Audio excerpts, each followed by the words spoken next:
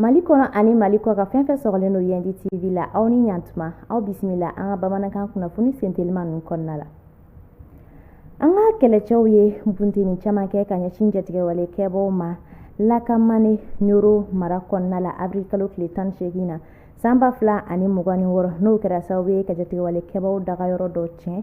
ka jatigɛwale kɛba caman bɔnɛ u ni na o kɔ an ka duguma kɛlɛcɛw olu ka sɛgɛsɛgɛliw kɛra sababu ye fɛnɛ ka se ka tigɛ kɛ bolimafɛnw ani kɛlɛminɛnw caman na. O don kelen kɔnɔna la an ka kɛlɛcɛ pankuruw ye tawuli jatigɛwale kɛbaw la Kidali banni fɛ ka jatigɛwale kɛba caman bɔnɛ u ni na ani u ka pick-up 3 u ye tigɛ kɛ o la ka olu bɛɛ lajɛlen jeni min tun dogolen don jatigɛwale kɛba ninnu fɛ yiri dɔw kɔrɔla la. Hali bi an bɛ to ni an ka finitigilakaw ye avril kalo tile 19 ani a tile 20 an ka kɛlɛcɛw ye bunteniw kɛ jatigɛwale kɛbaw la fɛnɛ Sevare ale ni Kolokani mara kɔnɔna la min ye jatigɛwale kɛbaw dagayɔrɔ 2 tiɲɛ. Bunteni sen fɛ jatigɛwale kɛba maa caman de bɔnɛna u ni na. Sevare mara kɔnɔna la a bɛ se jatigɛwale kɛba maa 10 ɲɔgɔn bɔɲanko ma olu de fagara an ka finitigilakaw fɛ.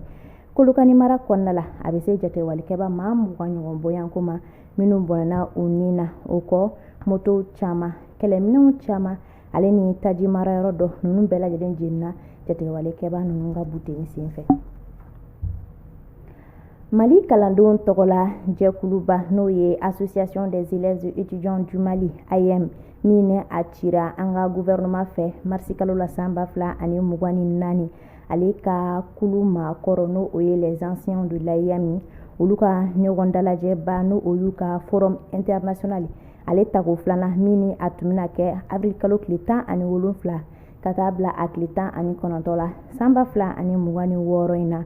Bamako mara gouverneur ye lasili bɔ min kɔnɔ a y'a yira k'a fɔ ko o ɲɔgɔn dalajɛ in ko a yamaruyalen tɛ a tɛ se ka kɛ sisan ka sabu kɛ jamana ka nin waati taaboloya la ani ko basigi bɛ fɛ ka sabati jamana kɔnɔna la o de kama o ma sɔn ka yamaruya di ka nin ɲɔgɔn dalajɛ in kɛ. Ɲɔgɔn dalajɛ in yɛrɛ a kɛbaw ka fɔ la ko a bɔra dɔgɔkɔrɔ ka bila waati la nka waati ma fɔ fɔlɔ a bɛna kɛ waati min na.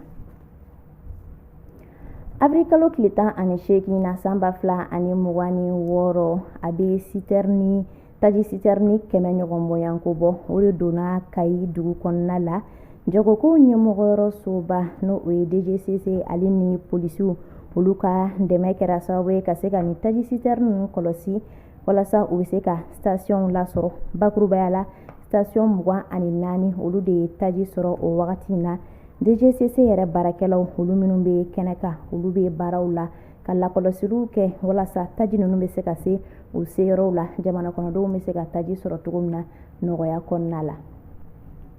Ninnu de tun ye an ka bi kunnafoni sentelimaw ye an sera ka minnu fara ɲɔgɔn kan k'a lase aw ma nin wagati in na Yendi TV sanfɛ an b'a fɔ aw ye ko aw k'an bɛn waati wɛrɛ kunnafoni sentelima wɛrɛw kɛnɛ kan.